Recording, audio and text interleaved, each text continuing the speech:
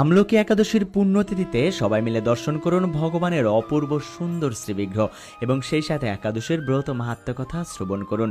আমলকি একাদশীর ব্রত মাহাত্ম্য কথা যুধিষ্ঠির ভগবান শ্রীকৃষ্ণের কাছে জিজ্ঞাসা করলে ভগবান বললেন, এই একাদশী বিষ্ণু লোক প্রদানকারী। একাদশীর দিনে আমলকি বৃক্ষের তলে রাত্রি জাগরণ করলে সহস্র গাবিধানের ফল লাভ করা যায়।